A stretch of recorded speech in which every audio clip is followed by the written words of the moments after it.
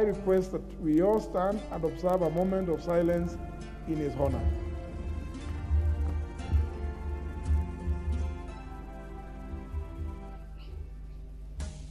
May his soul rest in eternal peace. My sincere condolences to the family, friends, relatives, the people of Ulaya, and indeed the entire country on the demise of the retired third president of the Republic of Kenya, His Excellency Emilio Stanley Mwai Kibaki. Mimi binafsi pamoja na jamii yangu na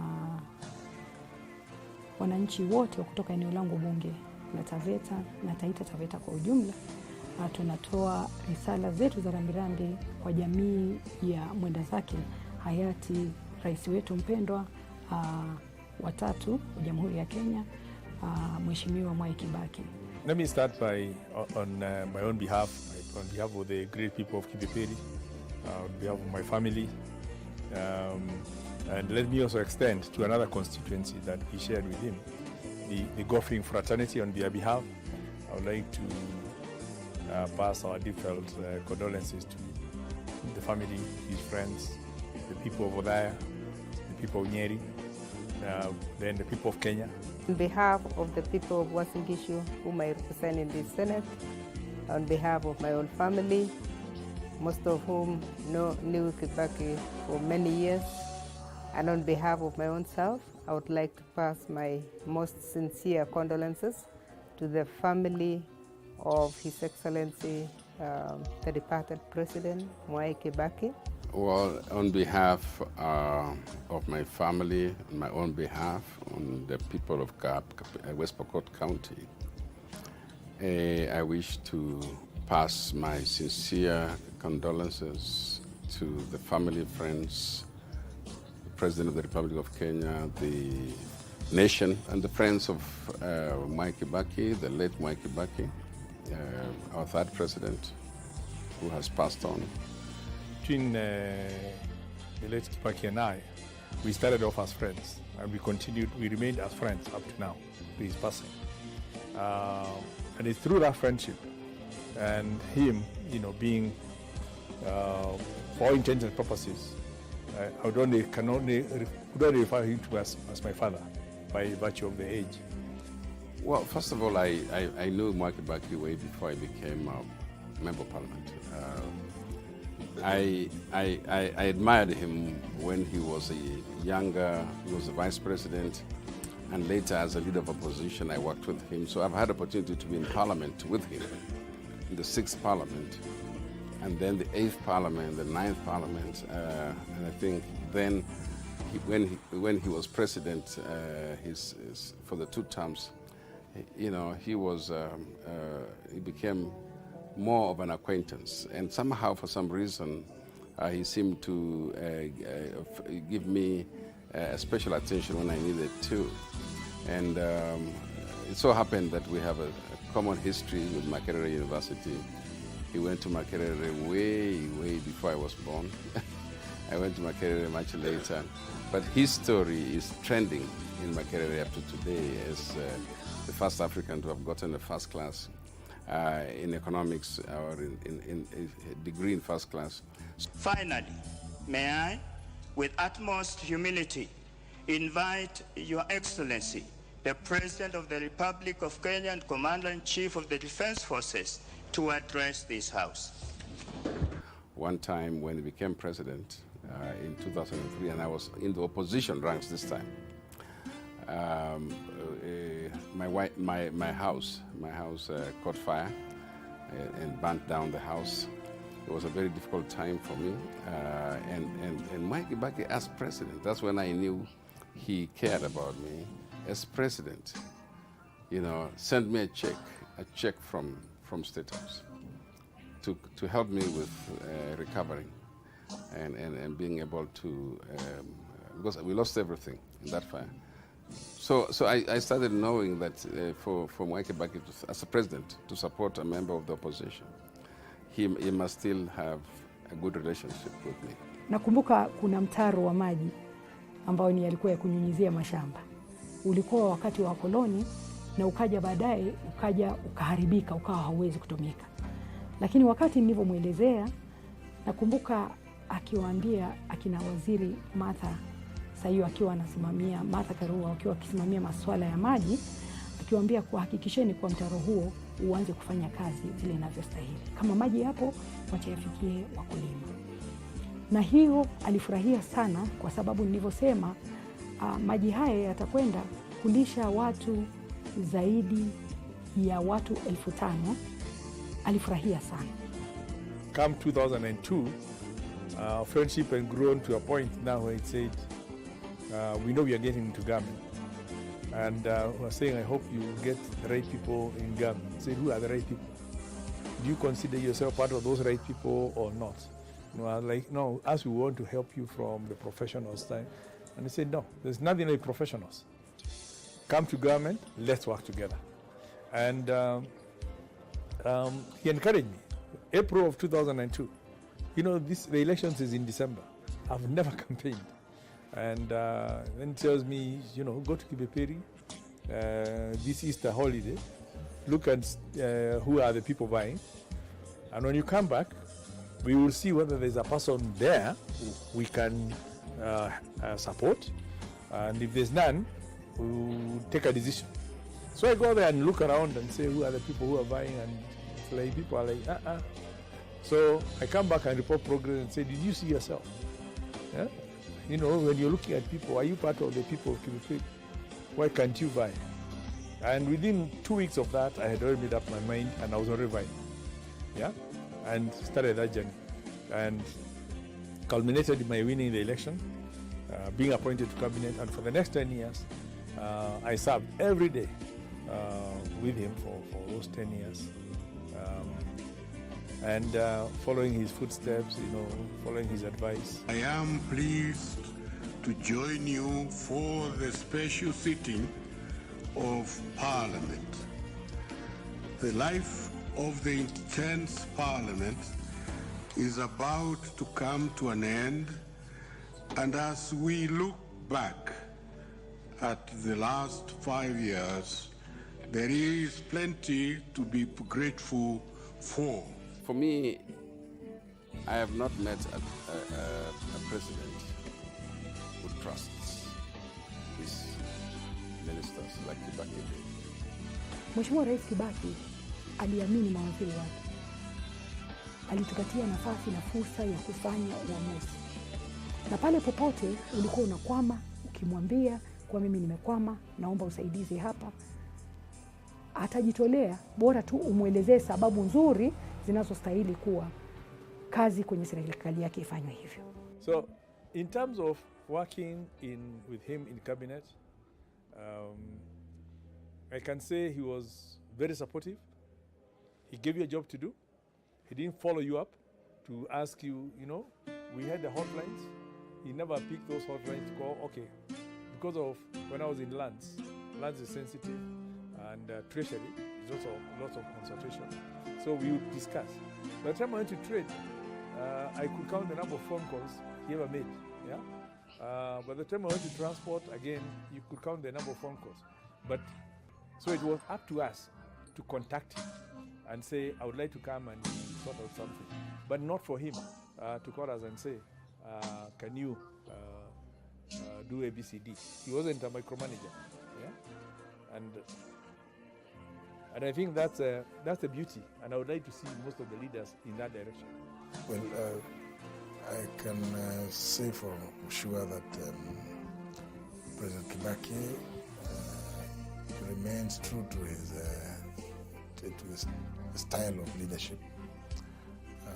Even when under the former constitution, he assumed the leadership of this country, he hardly ever interfered with what happened in Parliament. My experience with the president was that he's somebody who would give you an assignment and trust you. He just gave me the assignment, told me to go ahead. So I went out, started working on the laws, went back to him. He was very, Kibaki is a very kind-hearted person. He was a very kind-hearted person, and he would just listen, a very keen listener. What I remember, and this is very interesting, is one time when we had the media bill. We wanted to create the media council.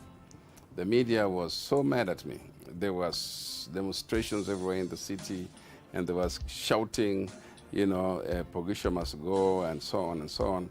I remember that time being one of the toughest times for me, because I didn't know if the president would sign this law, this bill into law, because there was so much pressure for him not to sign.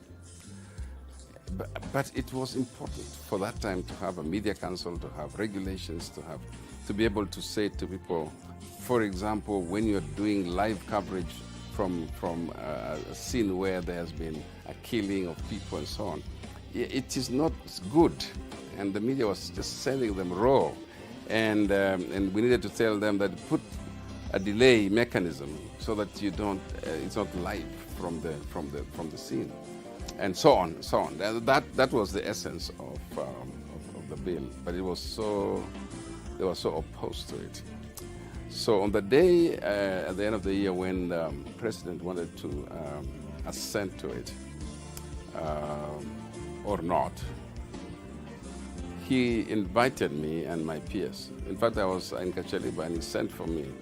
He sent an aircraft to pick me from there all the way to Mombasa.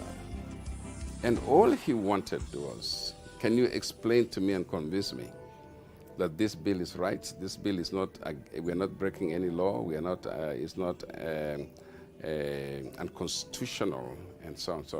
So we had our people there, staff, we convinced him that this law was good at the time. And so he said, fine. At the end of about 3 hours of listening and discussing, he said, fine. I've got you, you may go back, let me make the decision. And at that time, I knew it could go either way. At the end, he did sign. And he took responsibility. The blame now shifted from me to the president. He was able to take the responsibility and explain what was needed. That is a task for which I will not forget the President Kibaki at the time. There are many other issues. The most interesting experience at that time was the selection of the universities.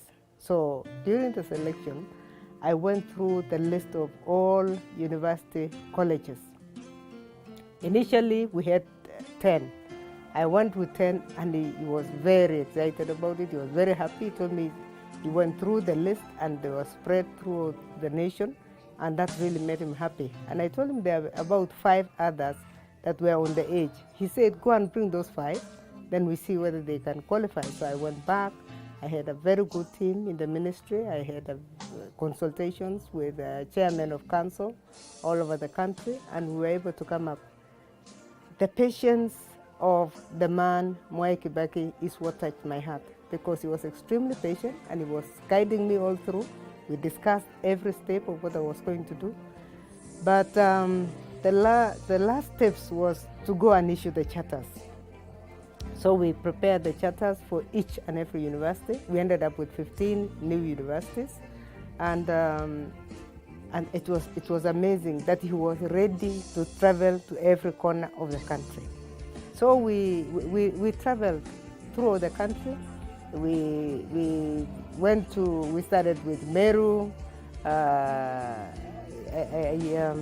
We moved, we went to Kisii University, we went to Narok University, and he was ready to go there personally. In fact, the best part was when we were in the coast. In the coast, we decided to give 2 universities in 2 days. In Kilifi, he launched the Pwani University College, and the next day we went to Mombasa to launch the Mombasa Technical University. Everybody would have thought that Kibaki was getting tired and whatever, but he really pushed, and he said, I must make sure that I do this. The most interesting bit about that one was that at that time there was this talk, and the governor the current governor of Kilifi made a beautiful speech about the term Pwani sio Kenya. And the president came out and he said, yes, now Pwani ni Kenya, 2 universities in 2 days. And there was excitement. Everybody was so excited about what he did. We went to Kisii, and the same story. The new university was born in Kisii. New university was born in Karatina. It was really a very, very good experience that I had with him. So mine was nominally on the opening of the new universities, because it started from day one when I went to from week 1, and it actually went to the end when he was winding up. We had to do 7 universities we couldn't reach before he finished his term. So we had to do a joint release of charters in KICC for the last one. So that really marked my time with him. It was all about the issuing of the new charters of universities, and I feel really, really honored that I was able to co-sign the charters of the university with the late Mwai Kibaki. 2002, even by the time we're talking of in 2004 or 5, you started Safaricom had just under 1 million subscribers. And everyone was like saying, to no go far. We were talking of getting a 3rd mobile operator. And even some of my colleagues at that point had said, yes, the only way to save Safaricom is by selling another 10% of the shares, or 11% to Vodafone, so they could own 51% and then be out of government control. And even a price had been negotiated of $100 million. And I remember when we discussed that thing, I said, this doesn't look good. It doesn't look fun, fair to the Kenyan people. And I convinced, our discussions. And the president said, I was Minister for Lands then. I was not even finance.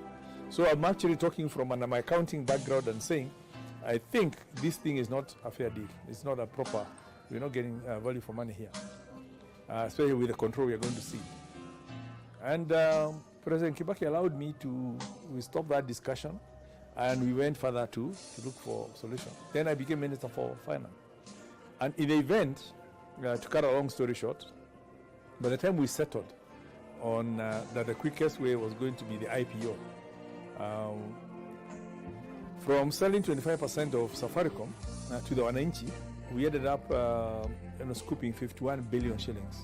Had we gone the route of the 11% to Vodafone, to give them the 11%, it would have translated, based on the same amount that we received at the 25%, to about 14 billion.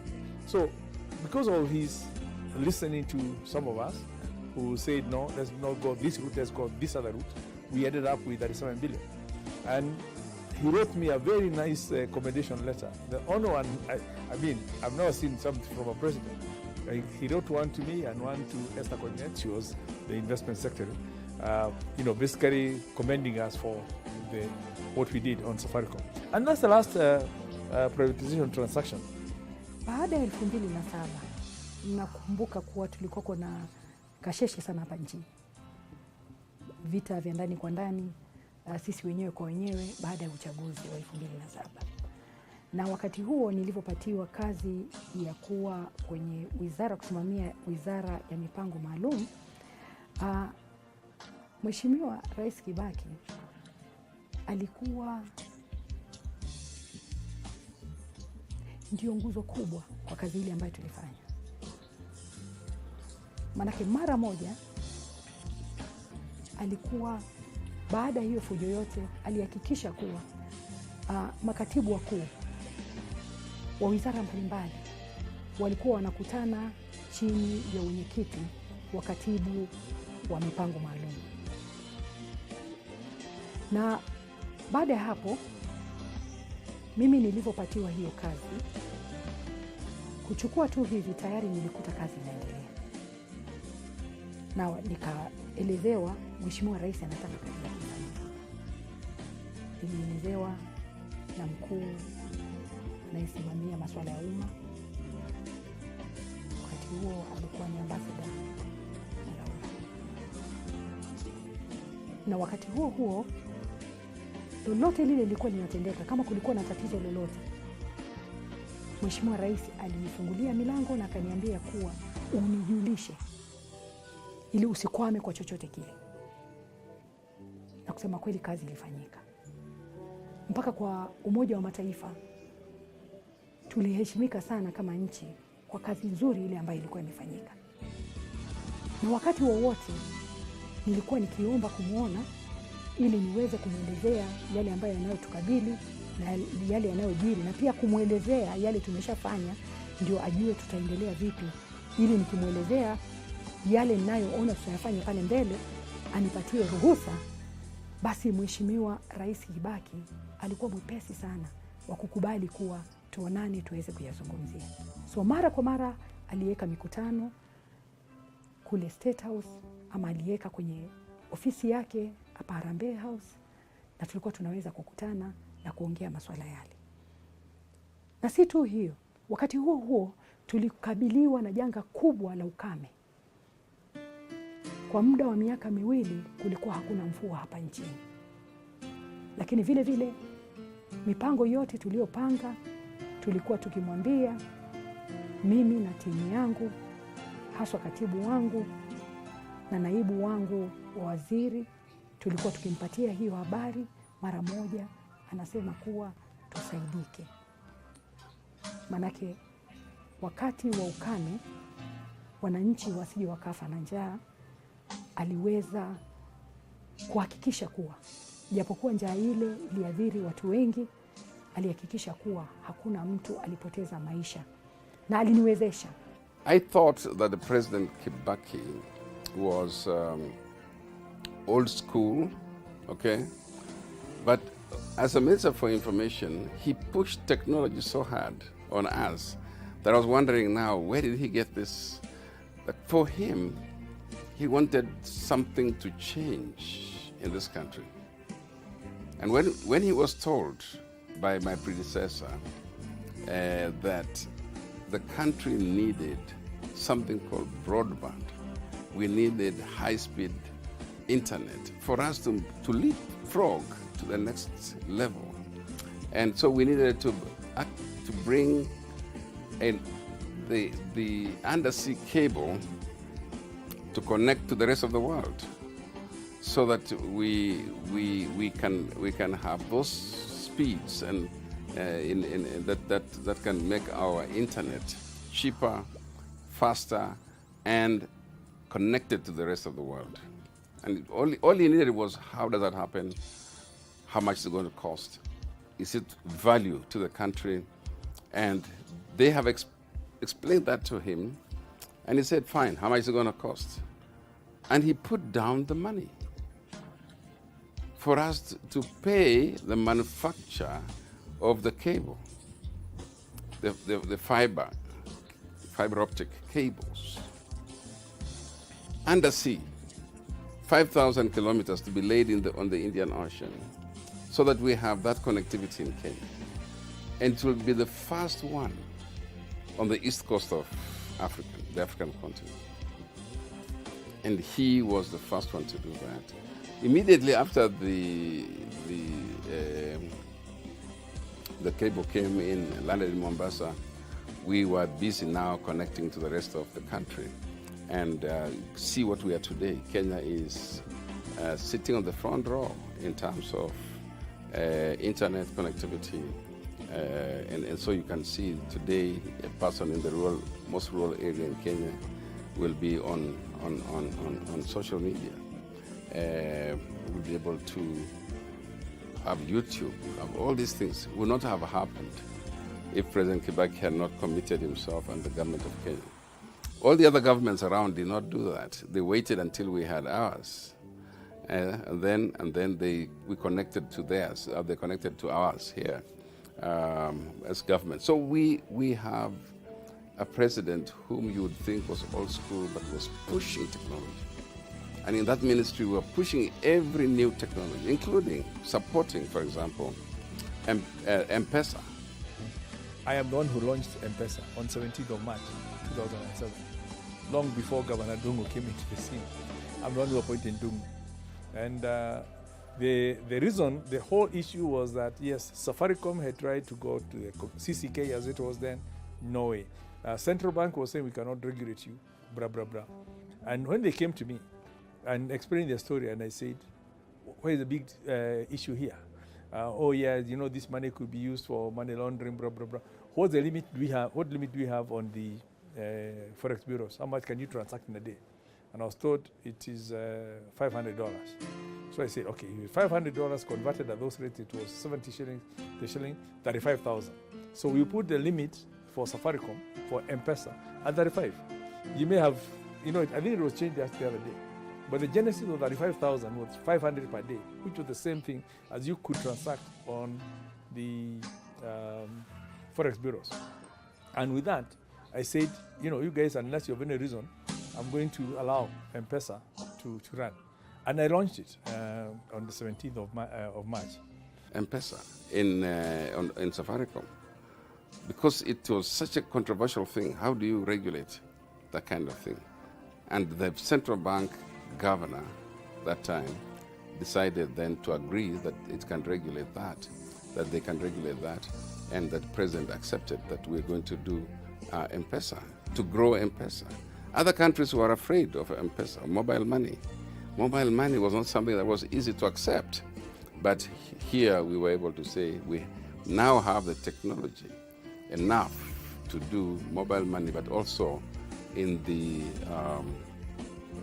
back support of it, it was possible for us to support it with technology, so that there will not be any risk to customers and the citizens of this country. So I can give you examples on and on and on about how M-Pesa became a world sensation after that. And we got a lot of awards, international awards, because of M-Pesa.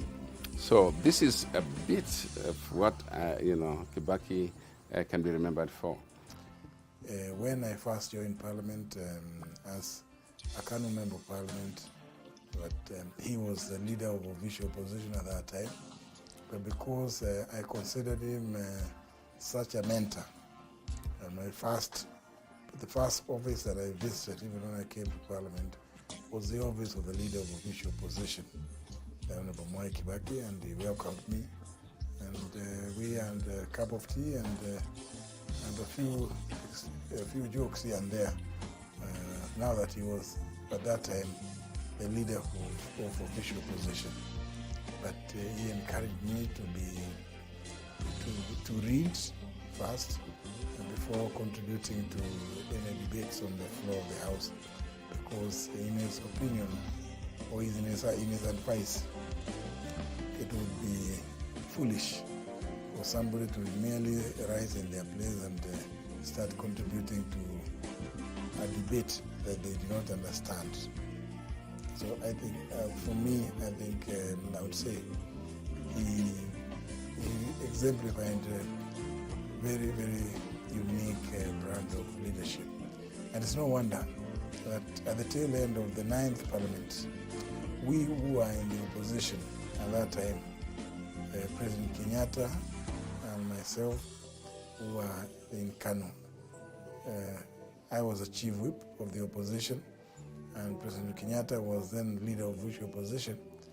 So at the tail end of the 9th Parliament, we took a decision to cross over and join the president in his re-election bids, and we supported him. Kumbuka kitambo kazi zilikuwa zinapeanwa kiholela holela. Zinapeanwa kirafiki. Alikuja na mfumo wa kuwa kazi zote ziwekwe kwenye mitandao ama kwenye magazeti, ili wafanyikazi wote wa serikali, wananchi wote wa Kenya wapate haki ya kisawasawa. Isije ikawa tu wenye kujua watu wakubwa kwa serikali ndio wanaweza kufaidika na wale wengine hawawezi kufaidika. Na kwa mara ya kwanza tuliona kuwa watoto wa nchi nzima walikuwa wanapata bahati kuandikwa kazi, na hata kuweka wilaya mbalimbali ilikuwa ni kuhakikisha kuwa nchi hii inabeba watoto wote kwa usawa. Thing which I thought we should really reminisce is about how he did not have favors Nobody could go to Kibaki and say, I want that plot. Can you sign it for me? Or I need to get that farm, government land or whatever. Something which was happening there before.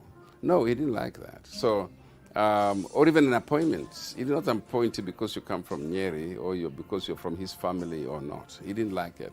He just wanted people to be fair. And I remember, like I was saying the other day, I remember a person very close to him had gone to him to say, I need to be on a board, which is under my ministry. And he said to the person, hey, you go talk to the minister himself, you know. And the person had to come and talk to me. So this is a kind of thing. That person was very close to him. I mean, he could have said, Minister, I want you to do this. No, he didn't do that. So corruption was actually minimized under Kibaki. You could not go to him with information about other people, that kind of thing. So this thing about destroying people, rumors and so on, he did not entertain that. Interesting thing, when we were releasing universities, was the naming of the universities, because two things I was supposed to be doing before we have the charters out: the name of the university and the name of the chancellor. He trusted me to look for the chancellors. He said, you came from the university. You know the kind of people that should go to the university. Consult the leadership, other ministers, and finish with it. I have no problem. No interference whatsoever. This is an amazing thing about President Kibaki. But one university was very interesting, the Karatina University. So I went to the president and I said, Your Excellency, I have a name for Karatina University. So he said, what name do you have?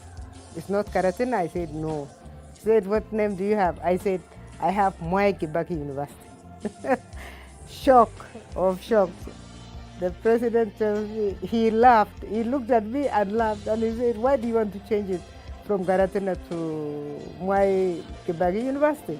I said, Your Excellency, you are giving Kenya 15 universities. I don't think there will be any other president that will give 15 universities charters at the same time. Your Excellency, we really want your name. He said, now sit down, let me tell you something. As a family, we made a decision long time ago that nothing will be named in my name. I was shocked. I looked at him, he laughed and he said, I know you are shocked, but it is true.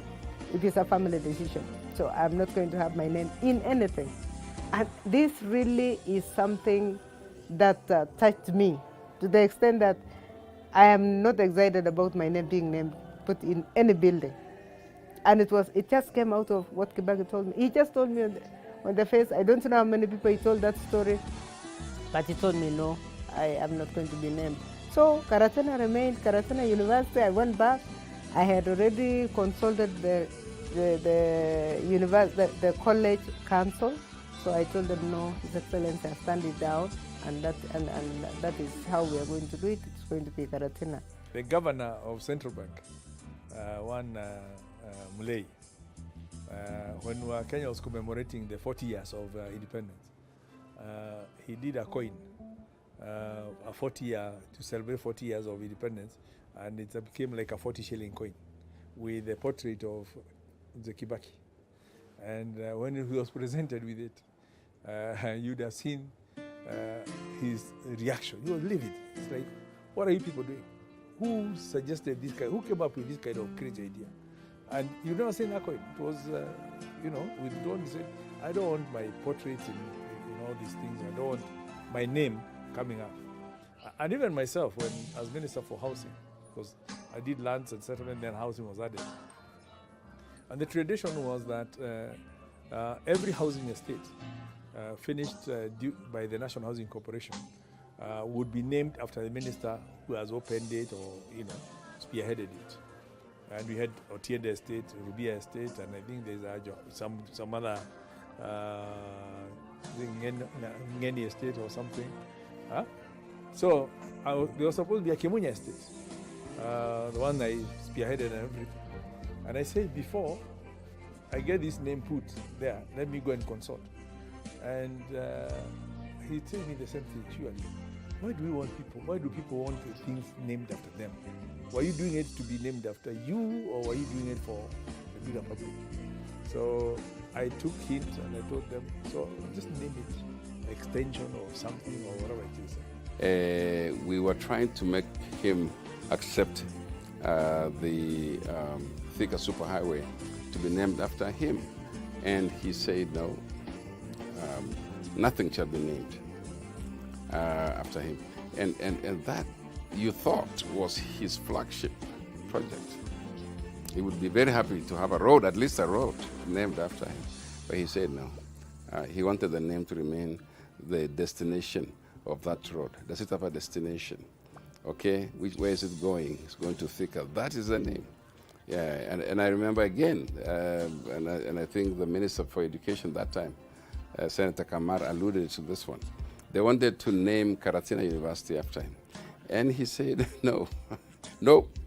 Mr. Speaker, I have been honored to serve my country as a member of this House since 1963. Kwa hivyo sioni mtu akivunja rekodi yake ama kujaribu kufikia rekodi yake. Nafahamu kuwa awamu 8 za kwanza alikuwa mbunge mpaka akawa mkuu wa kusimamia mambo ya upinzani. Alafu awamu ya 9 ndio akawa rais na awamu ya. Sasa mimi nikifika bungeni alikuwa tayari. Mimi nikiingia na yeye amekuwa rais. I think the other thing I just want to mention in terms of from cabinet, we used to have our cabinet meetings every Thursday. And from 9 or latest we start 10 o'clock. But by 1 o'clock, it was very clear, you must have finished cabinet. And we kept on saying, why can't we continue with that cabinet? Because you are Bunge. And Bunge starts at 2:30, and you must be in Bunge. The government cannot afford to not be in parliament, because members' questions must be answered by government. And he took that very seriously, and every time you told him anything, he told you, parliament first. You are elected by the people to represent them. We have put you there as a minister, and you are answerable to parliament. So you have no excuse for not being in parliament. And even most of the trips will be cancelled because there's a matter in parliament. So he respected the work of parliament and encouraged most of us to respect. And that's why you find me, given any choice, I prefer to be in parliament. He knew this parliament, and he knew the standing orders, and he was a great debater. He could speak for a long time on subjects that he knew that he could speak on. And that is, I think, what helped him to stay for 50 years in parliament. He said quite famously that even as he was exiting the scene, that he would not miss State House as much as he would miss the lively debates in parliament. The post-election violence that burst, it was a crisis in the hands of the new president. He was magnanimous in let's not fight over these things. What is power? All right? He then opened the door for a negotiated settlement with the former prime minister, and created the position of prime minister, created extra ministries just to accommodate. And generally, even talking to us, some of us who are like hardliners and saying, Pana, now we have got a katiba. We have agreed we are working together with our competitors. We are now in a grand coalition agreement. So one thing, you must respect the Prime Minister. I therefore call upon all Kenyans to vote wisely for the men and women who will sit in this House next year. Let us vote for leaders who put the interests of the people first and who are hardworking and visionary. For the first time in nearly 50 years, I will not be on any election ballot paper.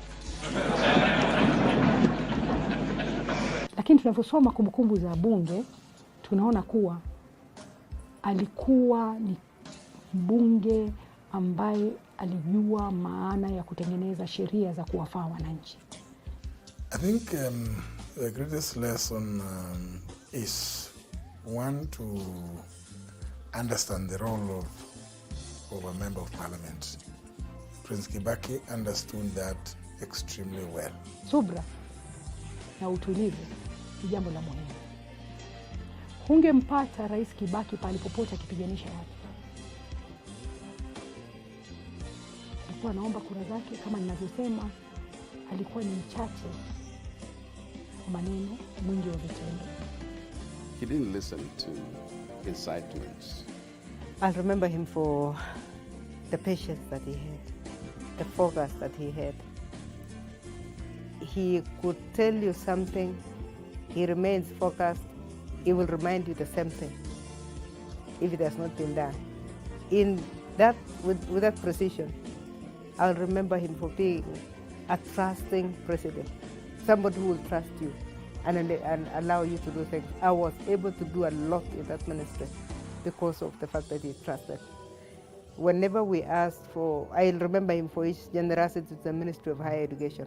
He was very generous. We had a lot of equipment funding. We had the universities were equipped. The universities were very highly funded in his time, and he was very generous. He listened. If he believed in something, he would go for it. So I learned even a lot myself out of what he was, how he approached his administration and how he managed things. I mean, it's work over 10 years. There's a story almost every day. So we could stay here for like the next 10 years, going through all that. But by and large, I think it's courtesy of his humility, courtesy of his leadership style, courtesy of his non-controversial style, that we were able to, and him going for professionals. Because he also believed there's no value added by going for people who know exactly what you know. People who think like you. They will not add any value to you. So you look for people who are different from you. So that is Emilio Stanley Mwai Kibaki, the third president of the Republic of Kenya, who now we have to go and bury, lay to rest. Si tu kutoa rambirambi zangu, bali kumwombea baba yetu huyo, Mwenyezi Mungu amweke pahali pema peponi. Anyway, there rests the man. We can only say, may God rest his soul in eternal peace and perpetual light shine on him. Yeah.